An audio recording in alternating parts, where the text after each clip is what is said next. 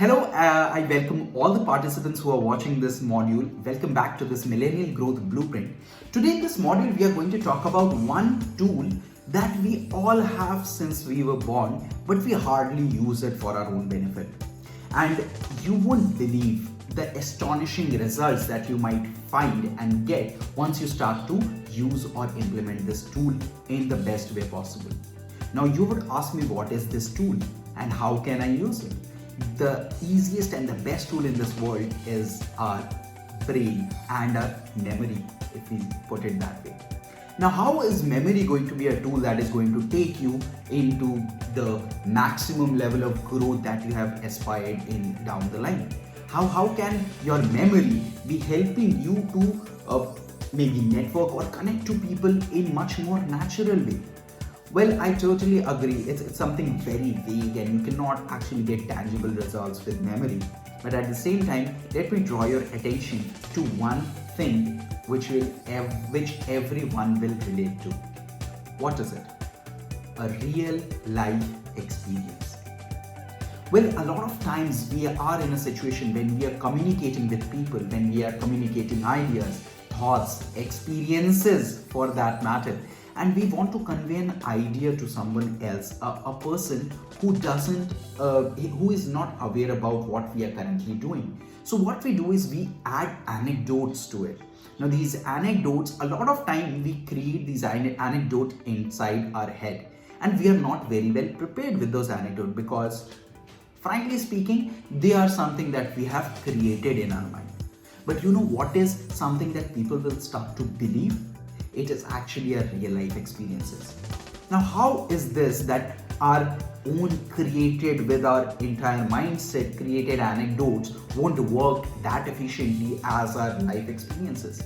Well, firstly, because of very simple reason that your anecdotes are something that you are creating and you have not lived it. That is why a lot of times we watch movies and we come out of the theaters and say the acting or the storyline could not grab my attention. Why was it so? Because the story was not actually experienced by someone. Hence, the communication through that acting was not very much coming to you because you could not relate to a normal person around you to be going through a similar kind of a situation. Just imagine you are giving a boardroom presentation. Now you are required to give an example. If you give a made-up example, everyone will know because you won't be able to put up a good amount of conviction into that story. On the other hand, if you give a real life experience in that entire presentation, you would see a lot of non-verbal cues would come out of your body promptly because you have experienced it, because you have felt that emotion, because you have experienced it, because you have seen it happening. And a lot of times you have tasted your emotion. A lot of times you have tasted the things that you are talking about. And that is what brings out the utmost level of conviction into the context that you are speaking in. That is where actually your physical life experiences will help you present any idea, any concept, any thoughts upfront to anyone else in the most in the best way possible.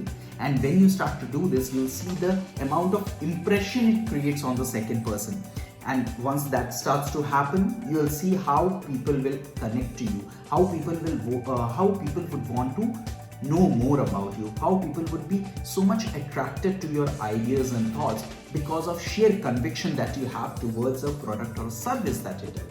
Well, if you consider myself, I have used this example myself. During my school age and college time, I used to give presentations and used to make up clear-cut examples out of the books, but I was just speaking out words without emotions while I was giving those examples from the book. Instead, what I did was I went through the entire example, got the gist out of it, and then found a similar kind of emotion and similar kind of event that had occurred to me in my personal life. And then when I started giving presentation, I started to use those real life events.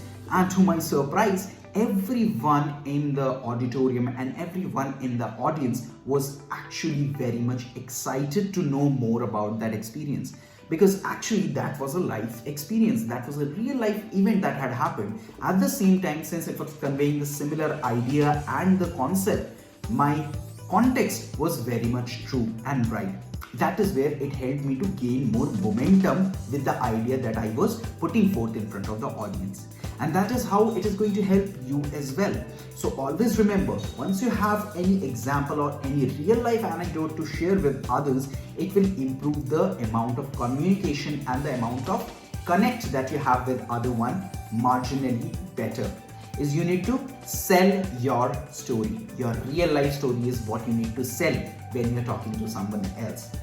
And it is not about a monetary selling that we are talking about. It is about how you present your thoughts.